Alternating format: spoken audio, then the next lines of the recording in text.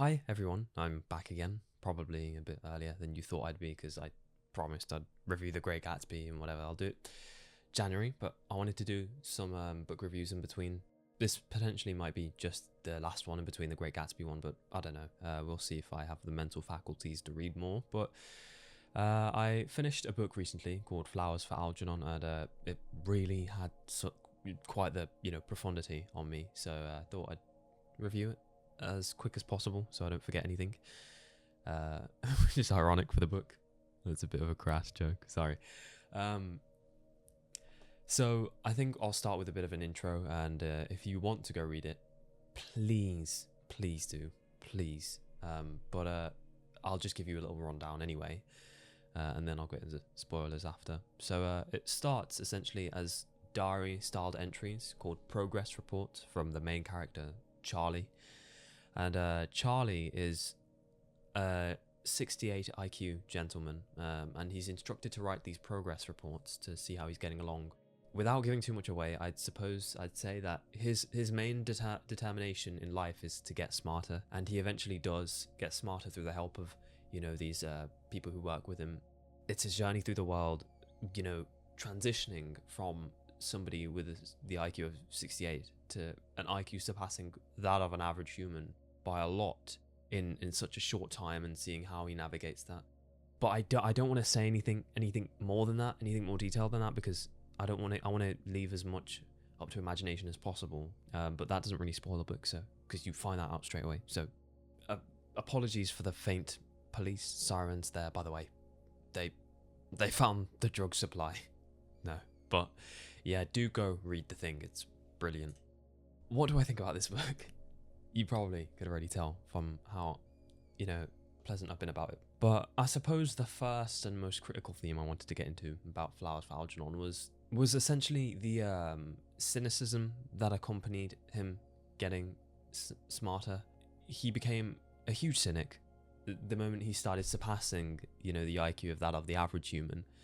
For the brief time he did, he essentially, oh god, there was this absolutely brilliant quote, and let me just go pull it up really quickly. Yeah, here it was. I realised now that my feeling for Alice had been moving backward against the current of my learning, from worship to love to fondness to a feeling of gratitude and responsibility. So essentially, I suppose the love part was perhaps where his IQ matched hers or was similar to hers, and it went from worship when he had a lower IQ to love when their IQs were similar, to fondness because he knows how essentially she was altruistic to him from the start, and then gratitude and responsibility, almost as though the way a parent looks, maybe not a parent, but or rather, better analogy, an ex-student looks at a teacher, his former teacher. That was a shit allegory because it's literal, like Charlie literally was her ex-student, but whatever, you know what I mean. It's like a sort of a power play dynamic there, and that shifts literally linearly with his IQ increasing. It's like a direct correlation, and that ties heavily into his newfound cynicism when he gets more intelligent.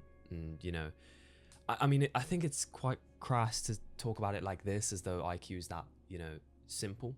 For simplicity's sake, and for the sake of the story, because it's not real, and this procedure doesn't exist in real life, and that plane does, though.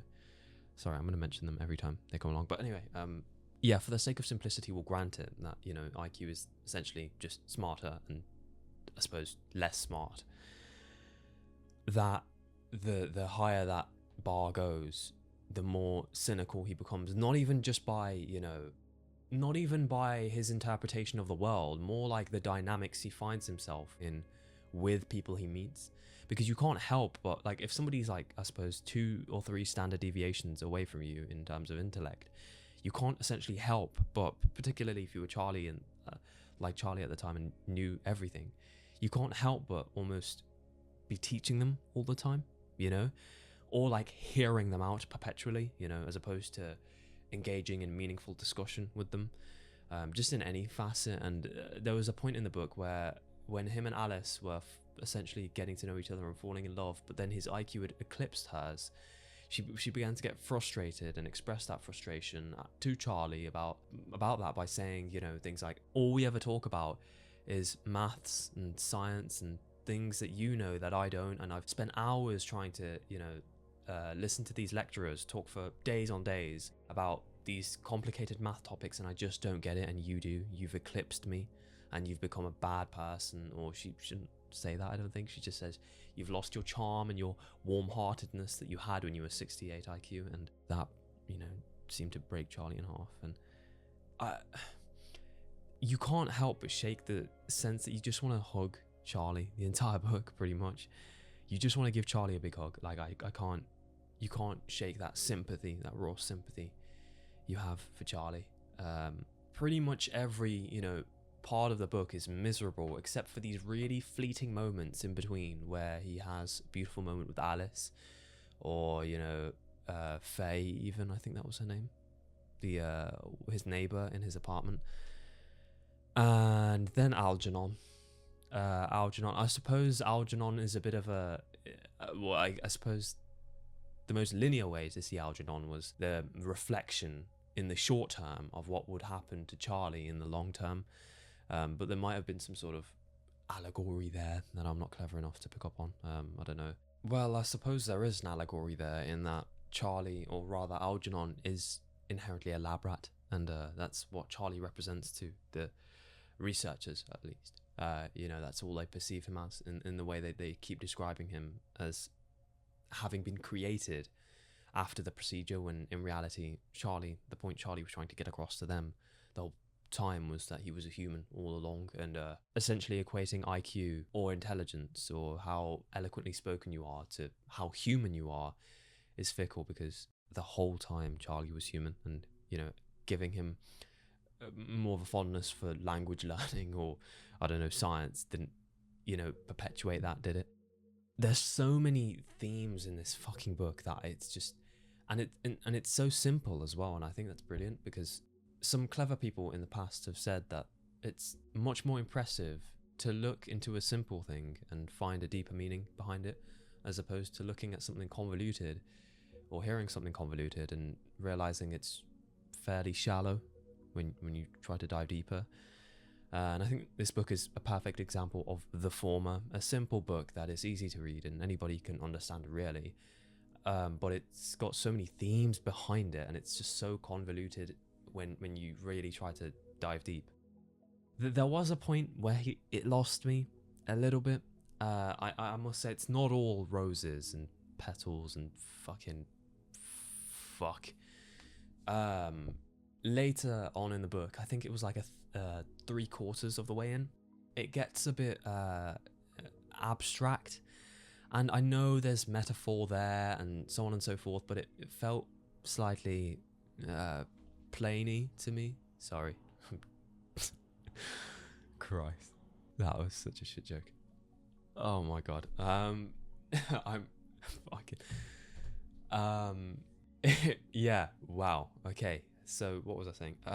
Even given Charlie's, you know, analytical and scientific, cynical nature, he lost his pragmatism in favor of arbitrary, like, I don't know, I don't know what the word is quite, but it was like over poetic at a point in Charlie's progress reports, and it seemed disingenuous, as though, like, is this what, you know, Daniel Keynes, the author, thinks really, or people with like really high IQs think?